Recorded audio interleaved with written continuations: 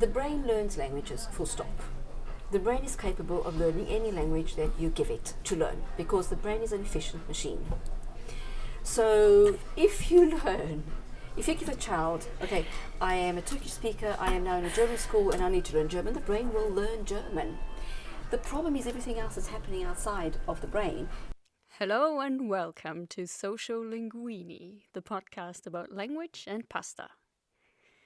As you've heard a few seconds ago, today's topic is learning languages, more specifically children learning languages, and several languages at the same time. There can be all kinds of reasons to learn several languages as a kid.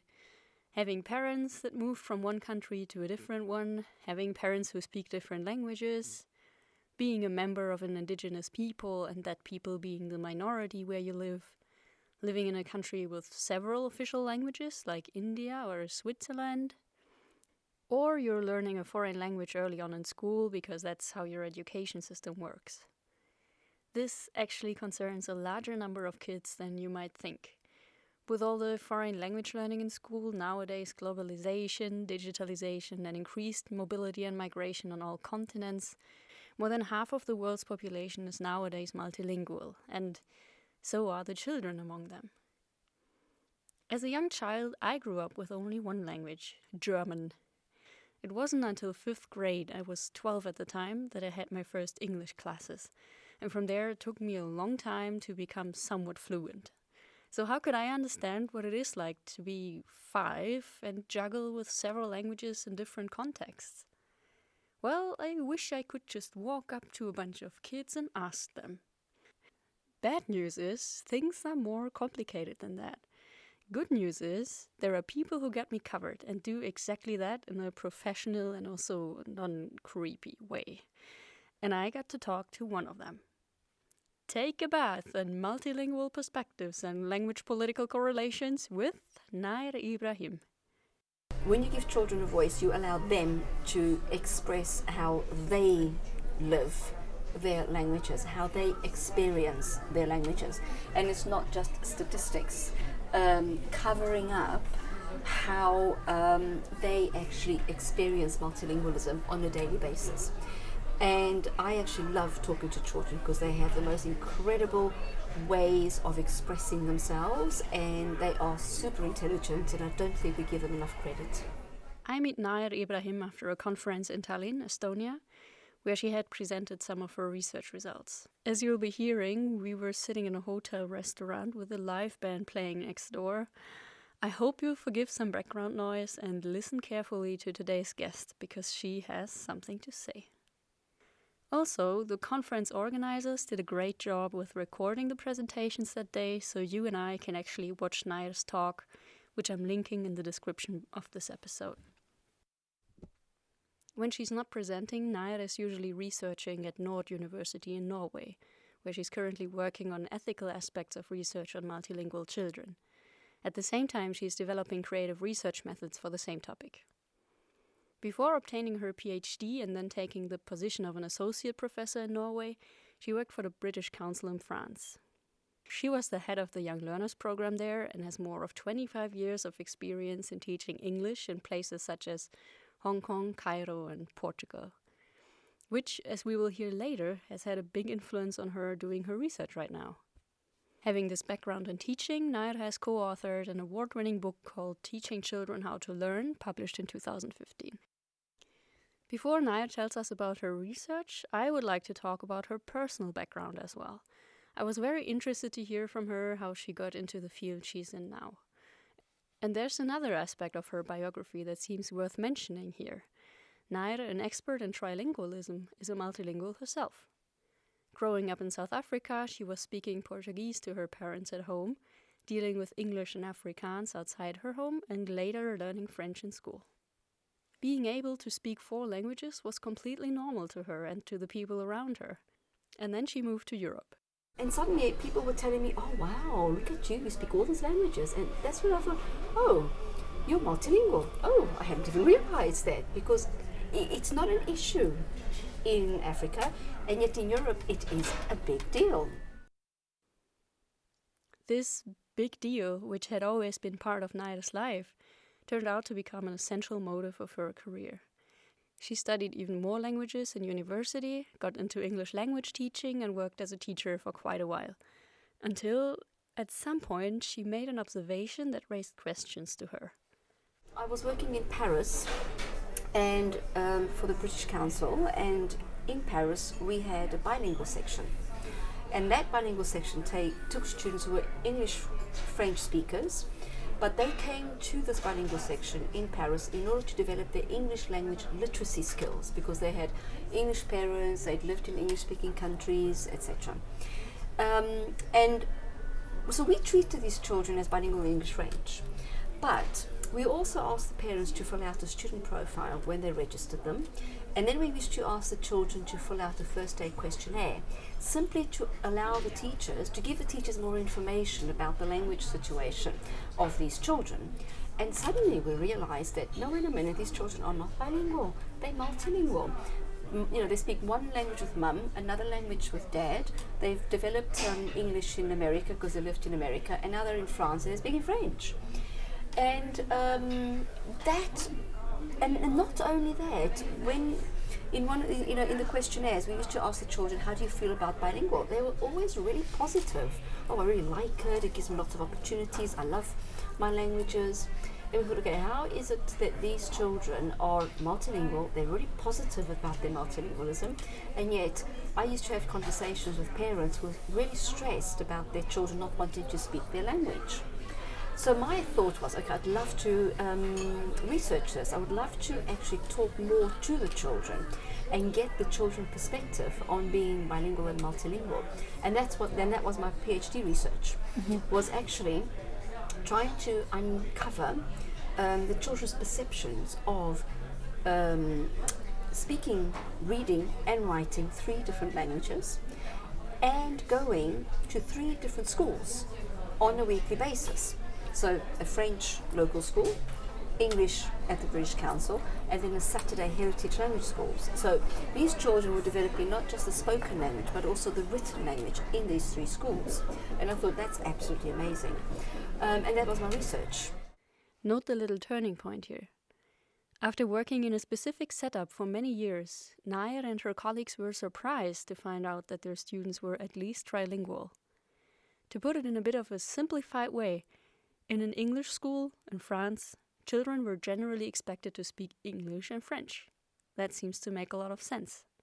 Only through the questionnaires became the teachers aware of this other aspect of their students' lives.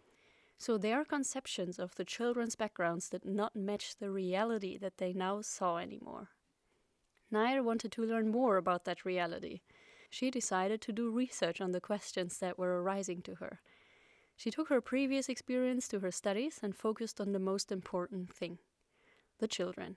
And since my PhD, that has been my focus, is trying to always focus on the child and giving the child a voice, because I really don't, even in research, children don't always have a voice. We talk a lot about children, but it's the teachers who are talking about the children. It's the parents who are talking about what the children think and what the children feel, but we very often don't ask them what they think and what they feel.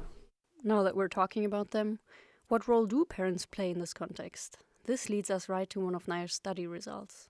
I did include the parents because I also interviewed the parents, and there were quite a lot of similarities in what the parents are saying about the reasons why they insisted on their children learning their different languages, and the children's positive feelings about learning their different languages. So it was a kind of correlation of the parents' efforts, that they were both time-wise, financial,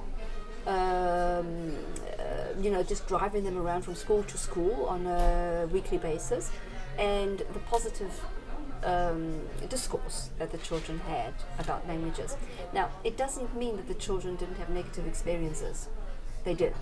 All of them had some story to tell about how a comment from an individual wasn't very positive, about how because they sounded different or they looked different, There was bullying going on, and this was in kindergarten.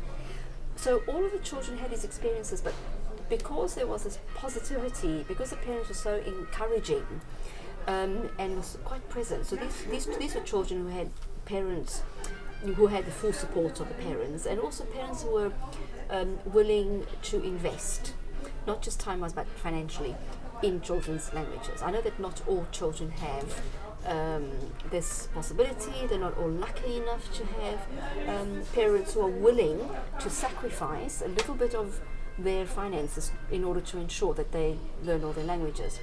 But there was this correlation between the parent support and the children's positive attitudes, which I think a lot of research has already shown. Now let's talk about the children. One of the things I'd like to understand is what we know about the multilingual brain. How should I imagine the whole thing to work? And what's the best way to encourage language acquisition at an early age? I'm from Germany, so let's take an example in Germany where a kid with Turkish parents goes to school. The brain learns languages, full stop. The brain is capable of learning any language that you give it to learn, because the brain is an efficient machine. So if you give a child, okay, I am a Turkish speaker, I am now in a German school and I need to learn German, the brain will learn German. The problem is everything else that's happening outside of the brain. It's the emotional attachments, the politics, it's the teacher who perhaps does not see the Turkish child or does not see the Turkish that the child speaks. All of that is actually going to impact on how quickly or how easily the child learns. Because the one thing that I have read about the brain is the brain needs to be enthused, it needs to be engaged, you need to motivate the brain, and then it learns. And that's why in my presentation I had some of these newspaper articles about, it's such a surprise, these children actually are able to learn English. Well, that's not a surprise anymore, not from a research perspective. We know they can do it. Because, the other interesting thing about brain research is with the neuroimaging today that's happening, it's very, very, very new. It's very, very young still, this research area. But it is actually showing us very interesting things in how the brain manages the languages that they learn, or how the brain just simply manages learning in general.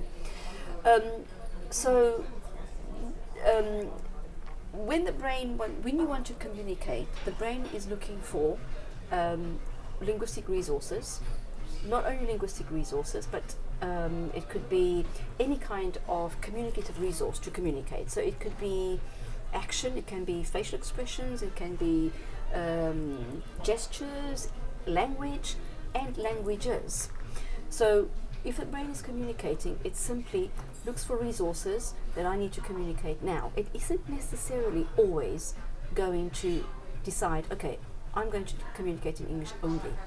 Especially when it knows that it can communicate in English and German and French, because I'm in an environment where I can communicate with those three languages. And then you bring in all the different words into the conversation. But children, because of their experience of multilingualism and their experience of learning languages, sometimes in different spaces and with different people, they are also able to make the distinction, right, with this person I'm going to speak Portuguese, but when I speak to that person I'm switching to German because that's the German speaker. They're capable of doing that.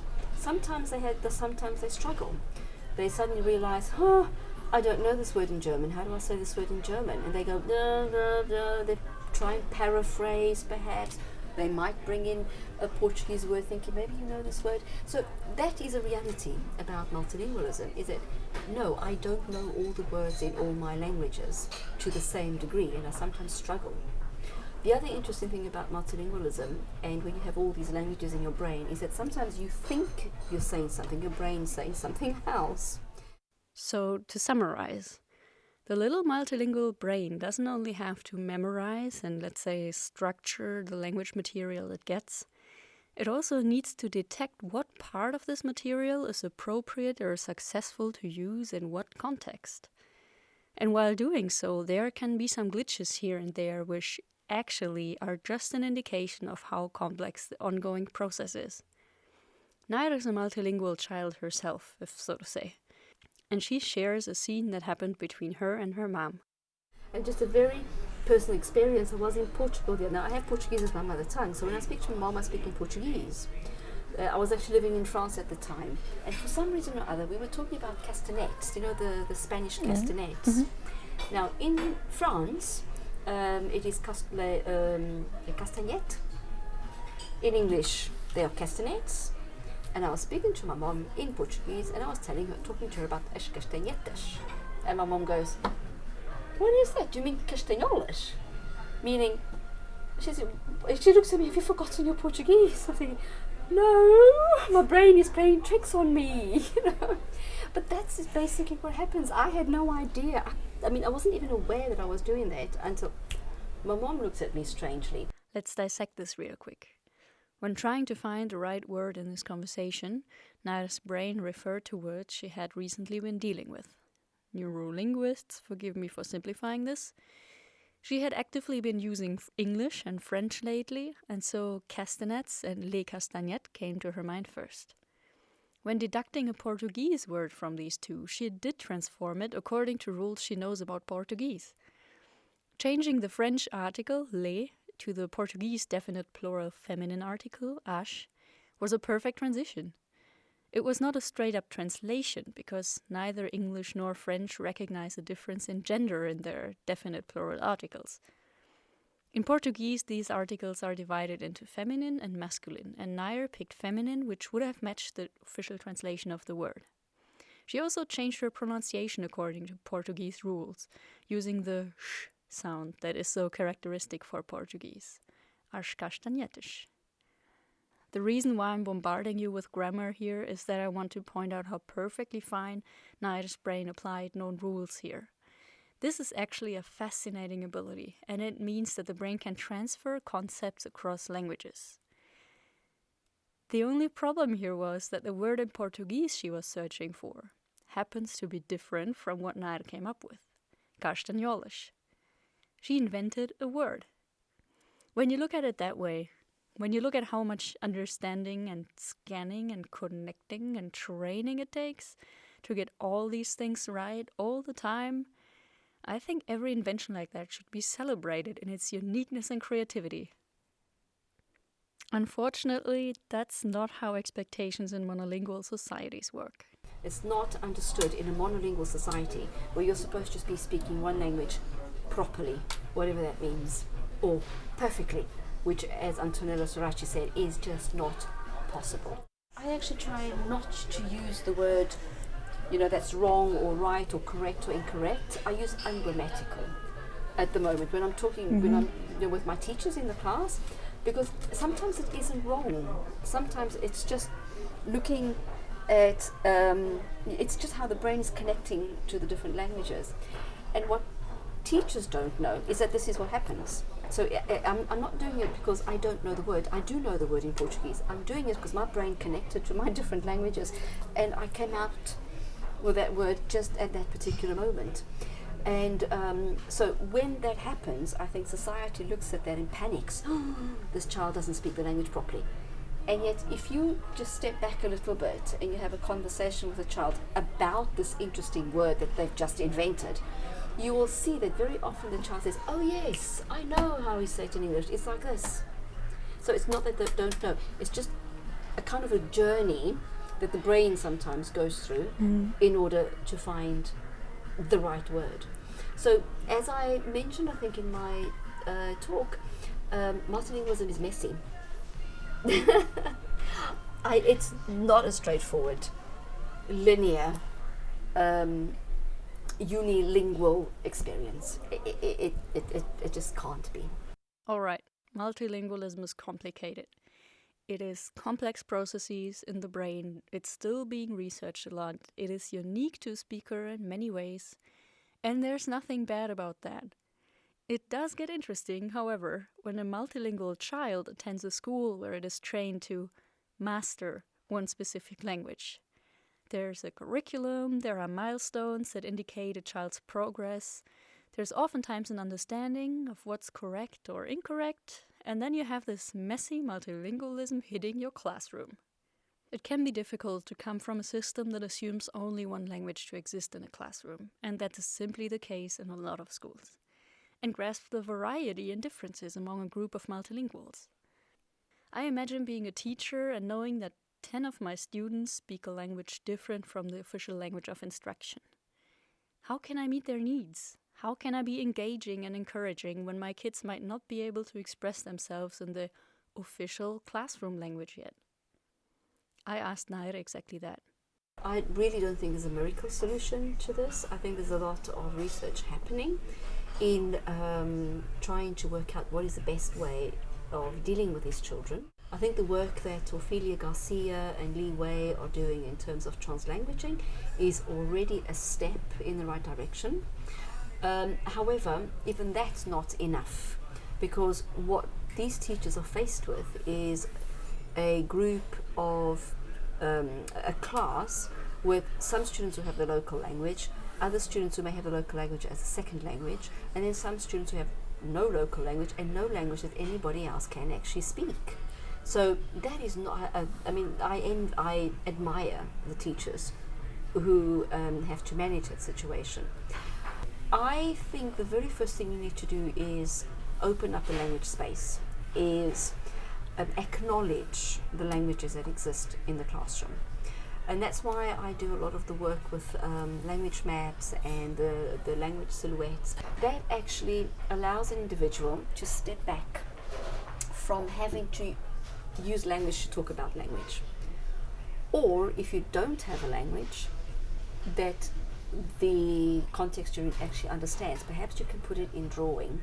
You can use visual means to express yourself, because what happens in this situation is that children are silenced completely, as you were saying. They can't speak the language.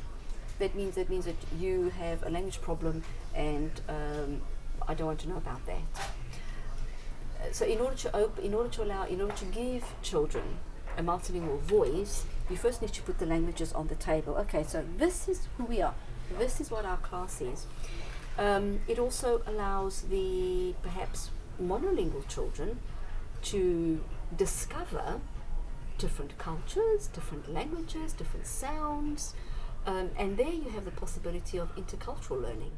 We need to start really looking at what we've got in the classroom, but the teachers also need reassurance. So what I do a lot with the teachers that I work with is I also have them explore their multilingualism. And I think we forget that sometimes teachers are also multilingual. And if the teacher starts embracing their own multilingualism, talking about their own multilingualism, then perhaps they will feel less uncomfortable dealing with multilinguals, but also showing the children, by the way, I am just like you. I also have lots of different languages. I speak this one really well, that one I can't speak very well.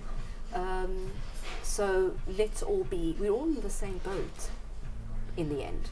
So I think that's the first step, is finding ways, perhaps visual ways, of bringing the languages out into the open, and then deciding, right, so how are we going to do this? The other thing is we can also, the whole idea of having lots of different languages in the classroom scares teachers, because they feel that they have to know the languages of all these children. Well, actually no, you don't. Nobody needs to know 20 languages. But you do need to indicate to the children that it's wonderful that they have these languages, and it's okay that we don't all understand the languages in the classroom, and it's okay that I don't understand, but you are the Turkish speaker, so you can teach me a little bit of Turkish and I'll teach you German. So it's a kind of a give and take, and there you're making the child feel important. You're making the child exist in the classroom. And there was one wonderful study that was actually conducted in Alsace, in France, where you do have Alsacien, German, French, and also a big immigrant community. And some of these immigrants are actually Turkish speaking. And it was a school and a teacher who opened up the language space, and she's French. She could not speak the language of the children, but she would encourage the children through visual means to actually say the words, okay, what is this, a car, right? But the child would be encouraged to say it in their own language, in Turkish. And there was one experience, one of the researchers was saying that this one Turkish girl, when suddenly she realized that Turkish was a thing in the classroom, her face just beamed. It's as if, like, I exist. You can see me now. This example that Nayr told us about actually brought up a childhood memory of mine. This was in kindergarten. It was nap time, and one of my kindergarten fellows didn't want to go to sleep. To kind of lift his mood, our teacher started singing a lullaby for him in Turkish. I remember when he heard the words and the melody, my friend seemed to recognize it. He beamed up, ran towards our teacher, and immediately started talking to her in Turkish. In my memory, he looked completely changed, from grumpy and reserved to excited and communicative. He opened up. I remember this scene because the teacher had to stop him and explain that she actually didn't speak Turkish. She just knew that one song. I think I thought, how strange, why doesn't he know that she doesn't speak Turkish? I spoke German, the teacher spoke German, everything was German in my monolingual world. Well, because that's how the brain works. It takes cues from its environment and tries to detect how it can best communicate.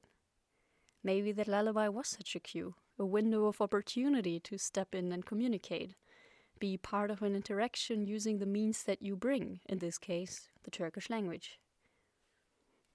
Another example. There was an activist in language promotion I talked to in Germany, and she told me the following story.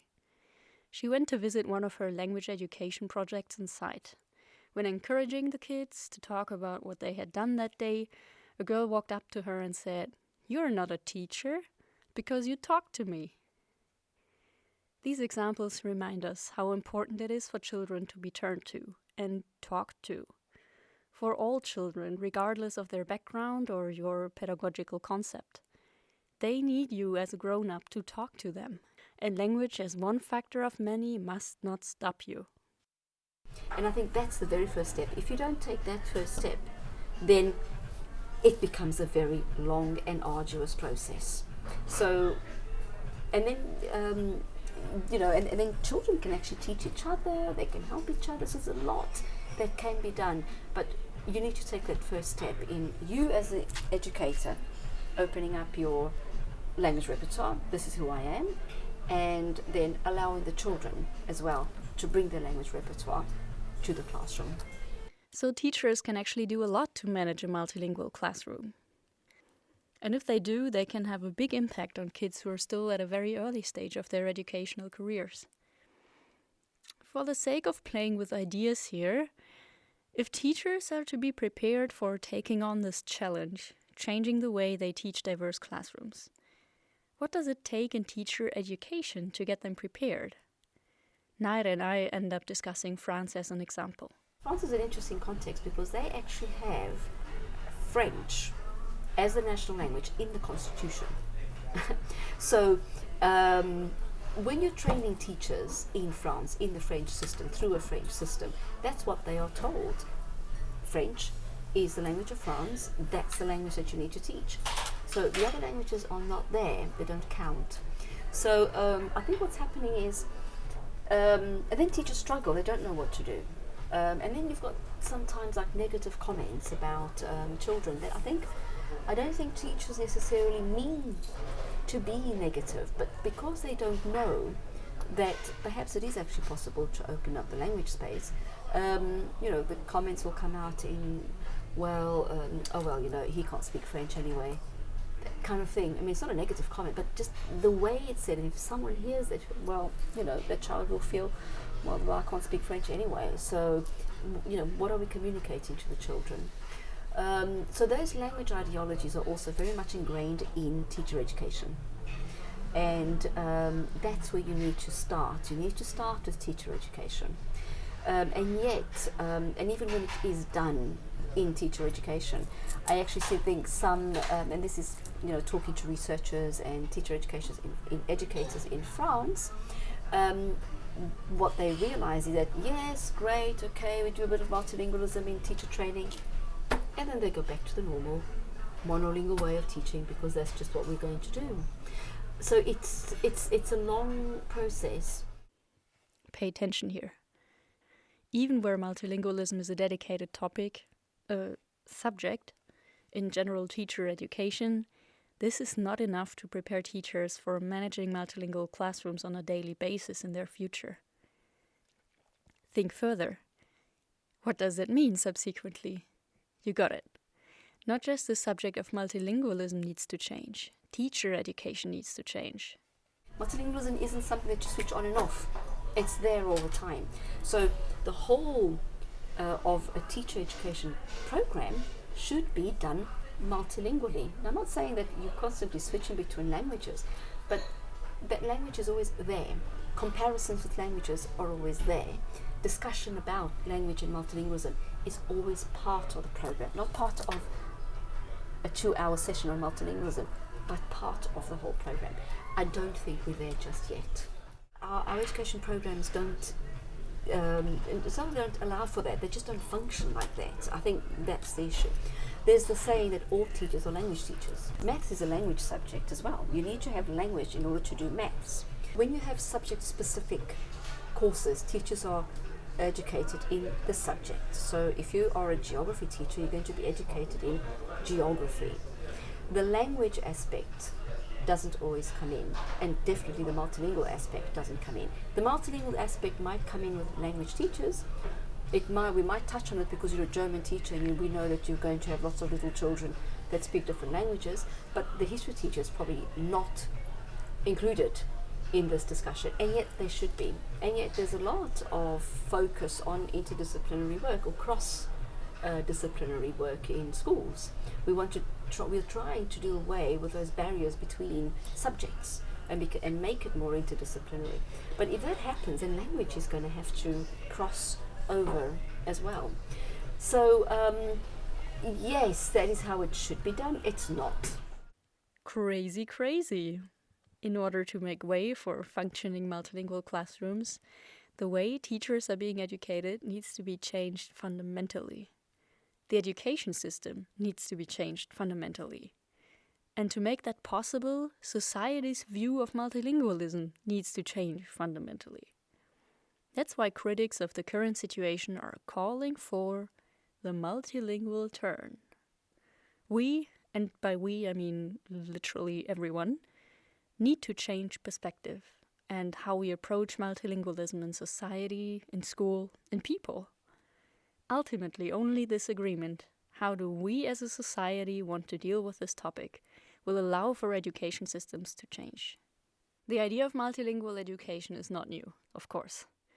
Bilingual and multilingual schools do exist all over the world. The European Union has been promoting and supporting foreign language learning among its citizens for a long time.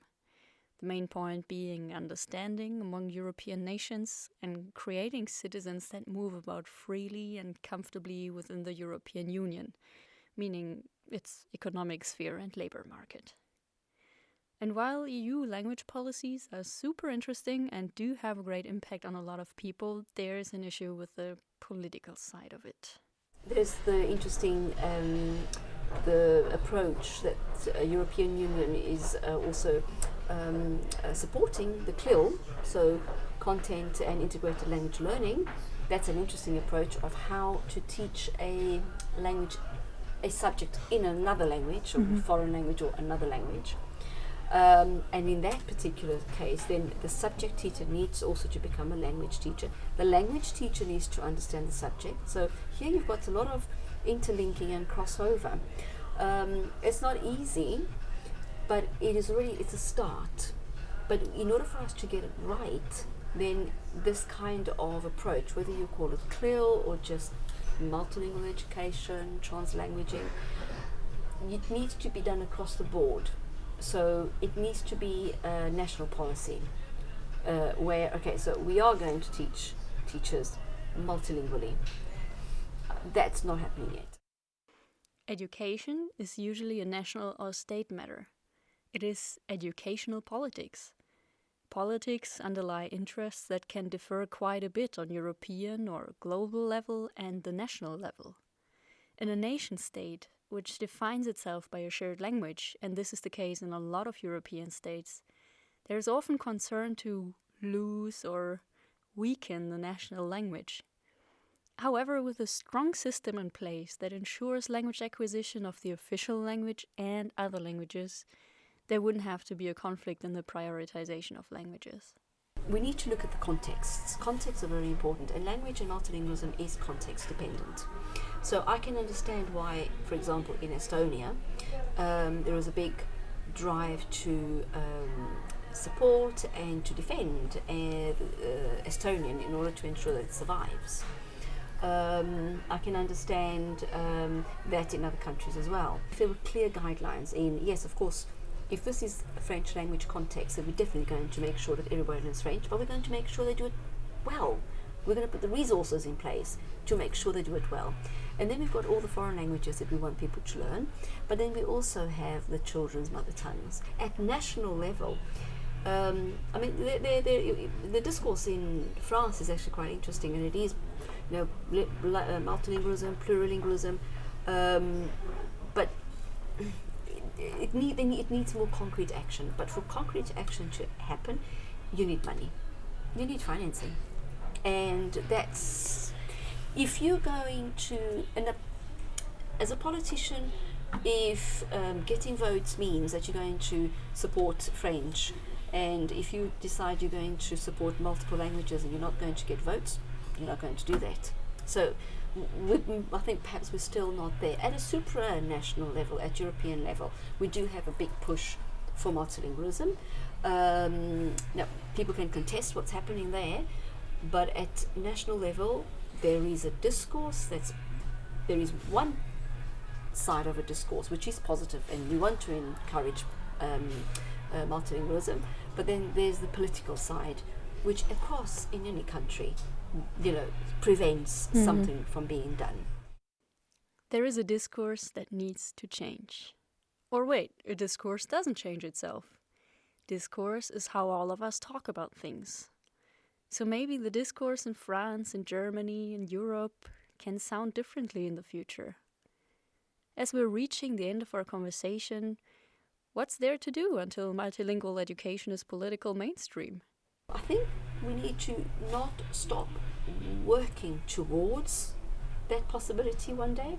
I think the fact that we are having discussions around multilingualism today is great, and not just here at this conference, but we're going home, we are talking about multilingualism. I am talking about multilingualism in my teacher training courses. And that's what she's doing. Nayr keeps giving presentations for all kinds of audiences and in different parts of the world. She's talking about her own languages and reports what children in her studies told her. She's a truly inspiring speaker, which is why I'm especially happy to have had her on today's episode. Her favorite pasta is tagliatelle, which she finds robust and elegant at the same time. If you want to learn more about Nayr's research and the multilingual turn, I recommend watching her presentations, which I'll link in the description, alongside her book, Teaching Children How to Learn, and other concepts and authors mentioned in this interview. Thank you so much for listening to Soziolinguini, the podcast about language and pasta.